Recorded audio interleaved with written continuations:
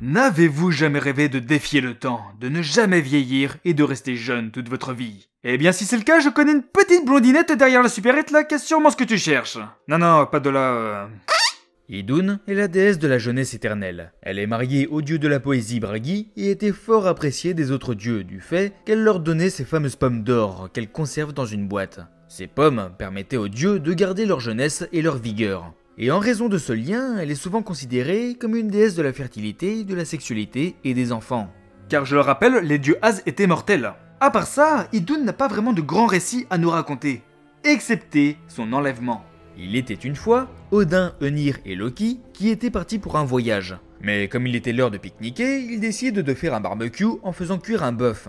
Cependant, bien que le feu était allumé, le bœuf ne cuisait pas. C'est alors qu'apparut un aigle géant et leur dit « C'est moi qui, par ma magie, empêche votre prise de cuire. Mais si vous me donnez ma part de viande, je libérerai le reste de mon sort. » Du coup, les trois dieux acceptèrent et le laissent se servir. Mais l'aigle était avide et emporte les meilleurs morceaux de la viande, ne laissant que les os et les organes.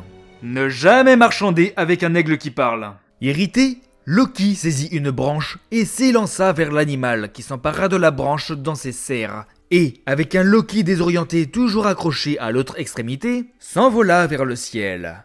L'aigle était en fait un géant du nom de Thiazi, qui était le père de la déesse Skadi. Il proposa alors à Loki de le laisser tranquille, à condition qu'il le lui livre la déesse Idun avec ses pommes d'or, afin de bénéficier de ses bienfaits. Bien qu'il sache quelles seraient les conséquences, Loki accepta. Alors, une fois rentré, il alla rendre visite à Idun et l'informa qu'il a aperçu des pommes plus belles que les siennes dans une forêt au-delà des murs d'Asgard, et qu'elle devrait le suivre là-bas en apportant ses propres pommes pour les comparer. Bah oui, vous savez comment sont les femmes, Tu lui dis qu'il y a une autre nana là-bas avec exactement le même sac à main qu'elle, tout de suite elle cherche la bagarre, Une fois sur place, Thiazi, qui les attendait, revêtit sa forme d'aigle et s'empara d'Idun puis de ses pommes pour l'emmener à Thrymheim, sa résidence. Les dieux Az s'aperçurent que quelque chose n'allait pas. Ils vieillissaient rapidement, perdaient leur force, leurs cheveux et leur virilité. Ils comprirent alors qu'Idun ne se trouvait plus parmi eux, et qu'il s'agissait encore et très certainement d'un coup de Loki, qui a été vu en sa compagnie la dernière fois.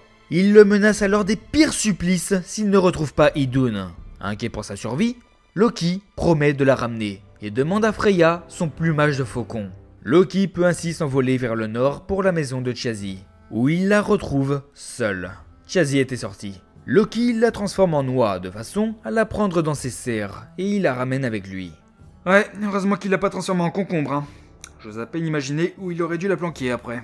Mais une fois rentré chez lui, Thiazi s'aperçut de la disparition de la déesse et s'empressa immédiatement de partir à sa poursuite avec son apparence d'aigle. Rapide comme il était, il ne tarda pas à rattraper Loki, mais les Az étaient prêts à l'accueillir. Dès que Loki franchit les portes de la citadelle d'Asgard, il lance sur l'aigle des traits enflammés qui brûlent ses plumes, l'obligeant à se poser, leur permettant de le tuer. Idun réintègre alors Asgard et les dieux peuvent à nouveau manger ses pommes de jouvence. Cette vidéo se termine et n'oubliez pas ce que disait Churchill, une pomme chaque jour éloigne le médecin.